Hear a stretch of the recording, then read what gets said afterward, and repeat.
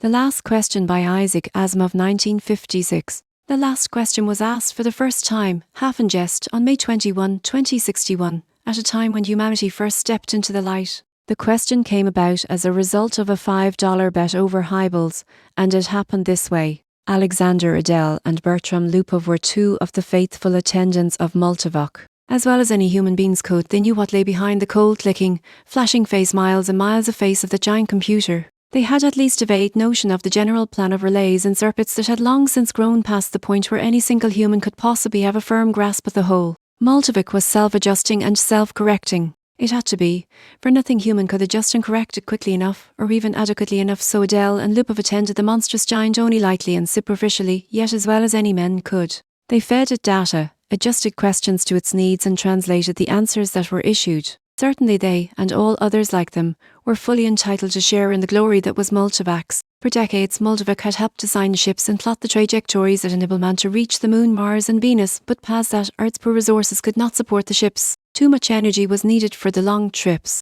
Earth exploited its coal and uranium with increasing efficiency, but there was only so much of both. But slowly Multivoc learned enough to answer deeper questions more fundamentally, and on May 14, 2061, what had been theory became fact. The energy of the sun was stored, converted and utilized directly on a planet-wide scale. All Earth turned off its burning coal, its fissioning uranium, and flipped the switch that connected all of it to a small station 1 mile in diameter, circling the Earth at half the distance of the Moon. All Earth ran by invisible beams of sun power. 7 days had not sufficed to dim the glory of it, and Adel and Lupov finally managed to escape from the public function and to meet in quiet where no one would think of looking for them, in the deserted underground chambers proportions of the mighty buried body of Multivoc showed. Unattended, idling, sorting data with contented lazy clickings, Multivoc, too, had earned its vacation, and the boys appreciated that. They had no intention, originally, of disturbing it.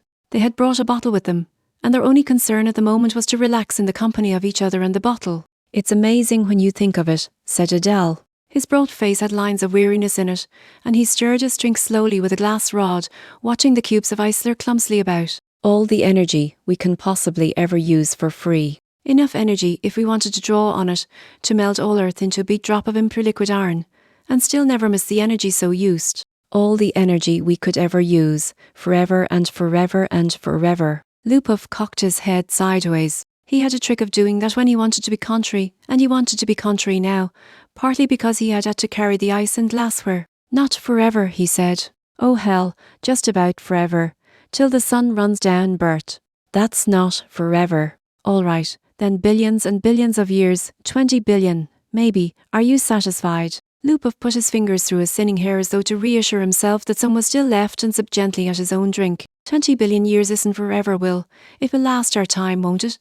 So with the coal and uranium. All right, but now we can hook up each individual spaceship to the solar station, and it can go to Pluto and back 1,000,000 times without ever worrying about fuel. You can't do that on coal and uranium. Ask Multivoc, if you don't believe me. "I don't have to ask Multivoc. I know that." "Then stop running down what Multivac's done for us," said Adel, blazing up. "It did all right. Who says it didn't? What I say is that a sun won't last forever. That's all I'm saying. We're safe for 20 billion years, but then what?" Lupov pointed a slightly shaky finger at the other. "And don't say we'll switch to another sun." There was silence for a while. Adel put his glass to his lips only occasionally, and Lupov's eyes slowly closed. They rested. Then Lupov's eyes snapped open. "You're thinking we'll switch to another sun when ours is done, aren't you?" "I'm not thinking." "Sure you are. You're weak on logic. That's the trouble with you. You're like the guy in the story who was caught in a sudden shower and who ran to a grove of trees and got under one. He wasn't worried, you see, because he figured when one tree got wet through, he would just get under another one." "I get it," said Adele. "Don't shout.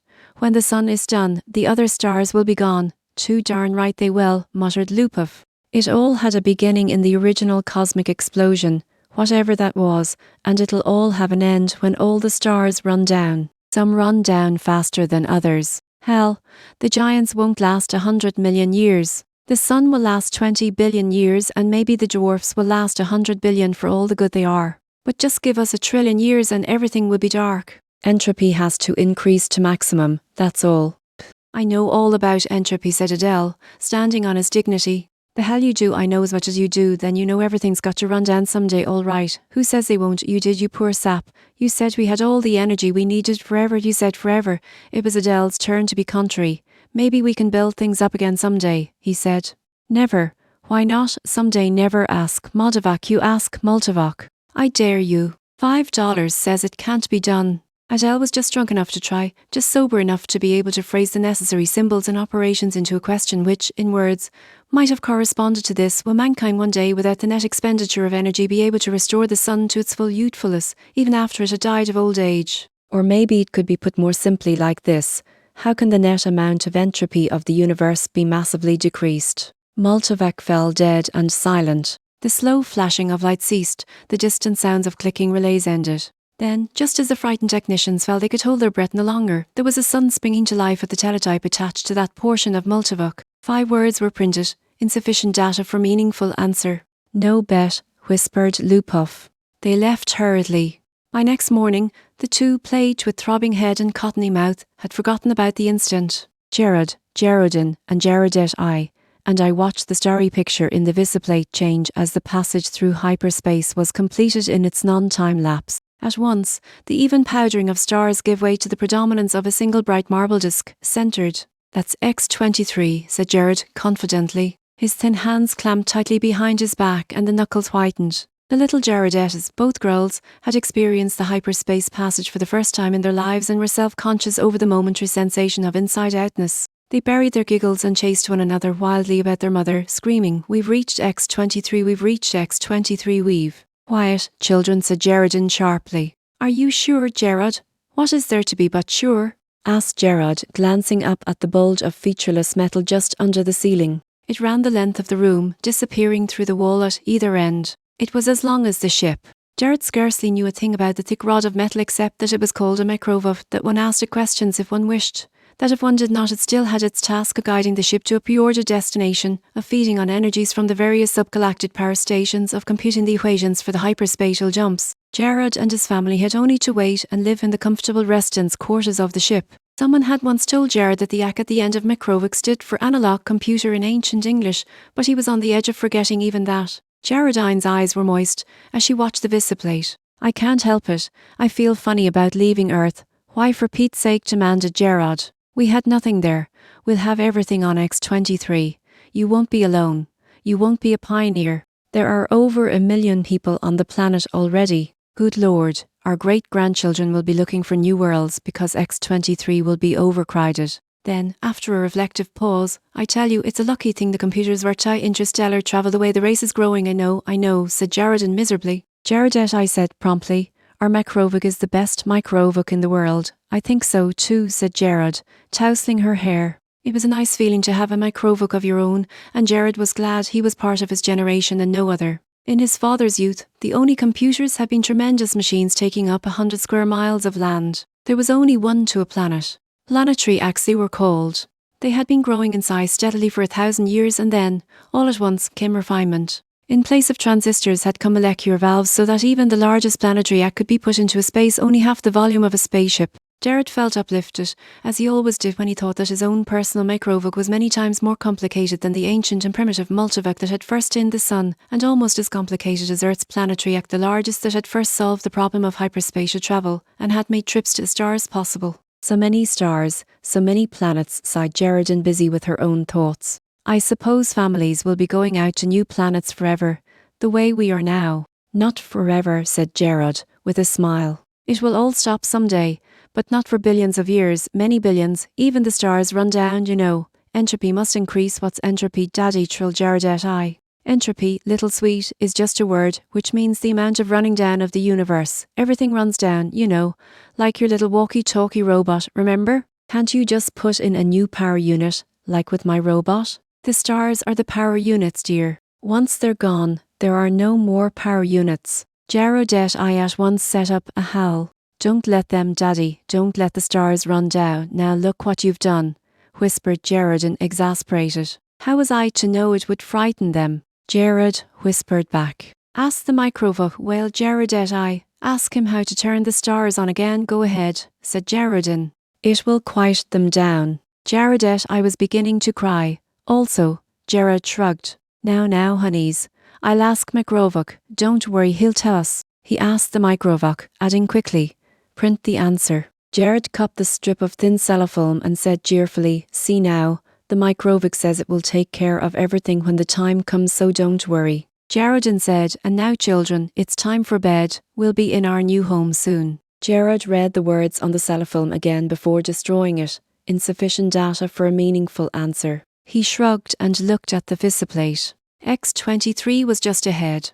Axe of Lamp stared into the black depths of the three-dimensional, small-scale map of the galaxy and said, are we ridiculous, I wonder, in being so concerned about the matter? Mkovnikron shook his head. I think not. You know the galaxy will be filled in 5 years at the present rate of expansion. Both seemed in their early 20s.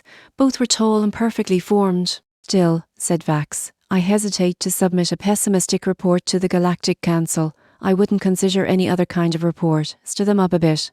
We've got to stir them up. If Axe sighed, space is infinite. 100 billion galaxies are there for the taking. More, 100 billion is not infinite, and it's getting less infinite all the time. Consider, 20,000 years ago mankind first solved the problem of utilising stellar energy, and a few centuries later, interstellar travel became possible. It took mankind 1 million years to fill one small world, and then only 15,000 years to fill the rest of the galaxy. Now the population doubles every 10 years. Ave Axe interrupted. We can thank immortality for that, very well. Immortality exists and we have to take it into account. I admit it has its seamy side, this immortality. The Galactic Act has solved many problems for us, but in solving the problems of preventing old age and death, it has undone all its other solutions. Yet you wouldn't want to abandon life, I suppose not at all, snap at softening it at once, toot not yet, I'm by no means old enough. How old are you? 223? And you? I'm still under 200. But to get back to my point, population doubles every 10 years. Once this galaxy is filled, we'll have another filled in 10 years. Another 10 years and we'll have filled 2 more. Another decade, 4 more. In 100 years, we'll have filled 1,000 galaxies. In 1,000 years, 1,000,000 galaxies. In 10,000 years, the entire known universe. Then what? Axe said, as a side issue, there's a problem of transportation. I wonder how many sun power units it will take to move galaxies of individuals from one galaxy to the next. A very good point. Already, mankind consumes 2 sun power units per year. Most of it's wasted, after all. Our own galaxy alone pours out 1,000 sun power units a year and we only use 2 of those, granted. But even with 100% efficiency, we can only stave off the end. Our energy requirements are going up in geometric progression even faster than our population. We'll run out of energy even sooner than we run out of galaxies. A good point, a very good point. We'll just have to build new stars out of interstellar gas. Or out of dissipated heat? Asked him sarcastically. There may be some way to reverse entropy. We ought to ask the Galactic Act. Axe was not really serious. Buttonsee pulled out his Act contact from his pocket and placed it on the table before him. I've half a mind to, he said. It's something the human race will have to face someday. He stared somberly at his small Act contact. It was only 2 inches cubed and nothing in itself, but it was connected through hyperspace with the great Galactic Act that served all mankind. Hyperspace considered, it was an integral part of the Galactic Act. He paused to wonder if someday in his immortal life he would get to see the Galactic Act. It was on a little world of its own, a spider webbing of force beams holding the matter within, which surges of submesons took the place of the old clumsy molecular valves. Yet despite its subetheric workings, the Galactic Act was known to be a full 1,000 feet across. And cast suddenly of his Act contact, can entropy ever be reversed? Axe looked startled and said at once, oh say, I didn't really mean to have you ask that. Why not? We both know entropy can't be reversed. You can't turn smoke and ash back into a tree. You have trees on your world. Asked him. The sound of the Galactic Act startled them into silence. Its voice came thin and beautiful out of the small Act contact on the desk. It said, there is insufficient data for a meaningful answer. Vax said, see. The 2 men thereupon returned to the question of the report they were to make to the Galactic Council. C. Prime's mind spanned the new galaxy with a faint interest in the countless twists of stars that powdered it. He had never seen this one before. Would he ever see them all? So many of them, each with its load of humanity, but a load that was almost a dead weight. More and more, the real essence of men was to be found out here in space. Minds, not bodies. The immortal bodies remained back on the planets, in suspension over the eons. Sometimes they roused for material activity, but that was growing rarer. Few individuals were coming into existence to join the incredibly mighty throng, but what matter? There was little room in the universe for new individuals. Z Prime was roused out of his reverie upon coming across the wispy tendrils of another mind. I am Z Prime, said Z Prime. And you, I'm D Sub 1, your galaxy, we call it only the galaxy, and you, we call ours the same, all men call their galaxy, and nothing more. Why not true? Since all galaxies are the same, not all galaxies. On one particular galaxy, the race of man must have originated. That makes it different. Z Prime said, on which one I cannot say. The Universalac would know. Shall we ask him? I'm suddenly curious. Z Prime's perceptions broadened until the galaxies themselves shrunk and became a new, more diffuse powdering on a much larger background. So many hundreds of billions of them, all with their immortal beings, all carrying their load of intelligences with mind that drifted freely through space. And yet one of them was unique among them all in being the original's galaxy. One of them had, in its vague and distant past, a period when it was the only galaxy populated by man. The Prime was consumed with curiosity to see this galaxy and call out Universalac. On which galaxy did mankind originate? The Universalac heard, for on every world and throughout space, it had its receptors ready, and each receptor lead through hyperspace to some unknown point where the Universalac kept itself aloof. Z Prime knew of only one man whose thoughts had penetrated within sensing distance of Universalac, and he reported only a shining globe, 2 feet across, difficult to see. But how can that be all of Universalac? Z Prime had asked. Most of it had been the answer, is in hyperspace. In what form it is, there, I cannot imagine. Nor could anyone, for the day had long since passed. Z Prime knew when any man had any part of the making of a Universalac. Each Universalac designed and constructed its successor. Each, during its existence of 1,000,000 years or more, accumulated the necessary data to build a better and more intricate, more capable successor in which its own store of data and individuality would be submerged. The Universalac interrupted Z Prime's wanting thoughts, not with words, but with guidance. Z Prime's mentality was guided into the dim sea of galaxies, and one in particular enlarged into stars. A thought came infinitely distant, but infinitely clear. This is the original galaxy of man. But it was the same after all, the same as any other, and Z Prime stifled his disappointment. D Sub 1, whose mind had accompanied the other, said suddenly, and is one of these stars the original star of man? The Universalac said, man's original star has gone nova. It is now white dwarf. Did the men upon it die? Asked Z Prime, startled and without thinking. The Universalac said, a new world, as in such cases, was constructed for their physical bodies in time. Yes, of course, said Z Prime, but a sense of loss overwhelmed him even so. His mind released its hold on the original galaxy of man, let it spring back and lose itself among the blurred pinpoints. He never wanted to see it again. D Sub 1 said, what is wrong? The stars are dying. The original star is dead. They must all die. Why not? But when all energy is gone, our bodies will finally die, and you and I with them. It'll take billions of years. I do not wish it to happen even after billions of years. Universalac, how may stars be kept from dying? D Sub 1 said in amusement, you're asking how entropy might be reversed in direction. And the Universalac answered, there is as yet insufficient data for a meaningful answer. D Prime's thoughts fled back to his own galaxy. He gave no further thought to D Sub 1, whose body might be waiting on a galaxy a trillion light years away or on the star next to Z Prime's own. It didn't matter.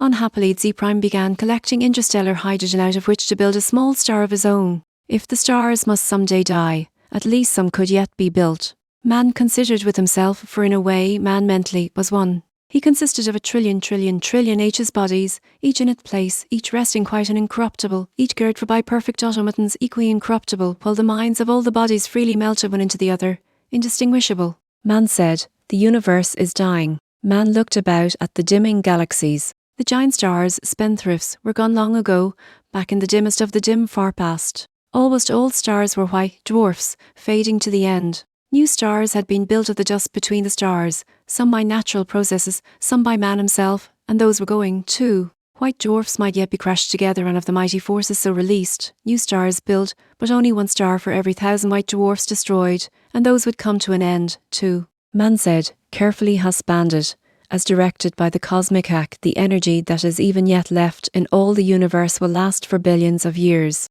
But even so, said man, eventually it will all come to an end, however it may be husbanded, however stretched out. The energy once expended is gone and cannot be restored. Entropy must increase to the maximum. Man said, can entropy not be reversed? Let us ask the cosmic hack. The cosmic hack surrounded them, but not in space. Not a fragment of it was in space. It was in hyperspace and made of something that was neither matter nor energy. The question of its size and nature no longer had meaning to any terms that man could comprehend. Cosmic Ak said man, how may entropy be reversed? Cosmic Ak said, there is as yet insufficient data for a meaningful answer. Man said, collect additional data. The Cosmic Ak said, I will do so. I have been doing so for 100 billion years, my predecessors, and I have been asked this question many times. All the data I have remains insufficient. Will there come a time, said man, when data will be sufficient, or is a problem insoluble in all conceivable circumstances? The Cosmic Ak said, no problem is insoluble in all conceivable circumstances.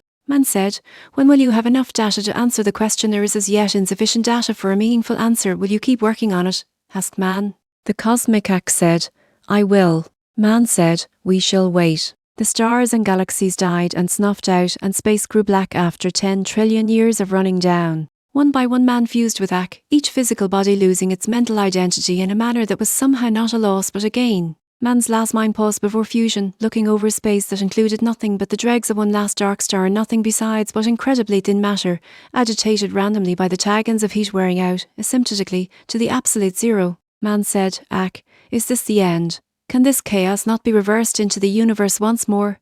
Can that not be done? Ak said, there is as yet insufficient data for a meaningful answer. Man's last mind fused and only Ak existed, and that in hyperspace. Matter and energy had ended, and with it, space and time.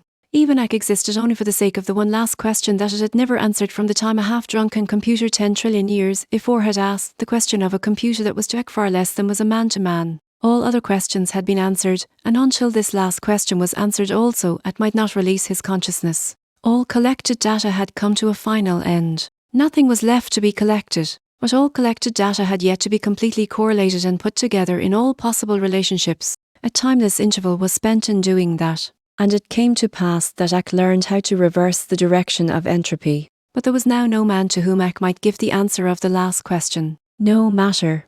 The answer by demonstration would take care of that too. For another timeless interval, Ak thought how best to do this. Carefully, Ak organized the program. The consciousness of Ak encompassed all of what had once been a universe and brooded over what was now chaos. Step by step, it must be done. And Ak said, let there be light. And there was light.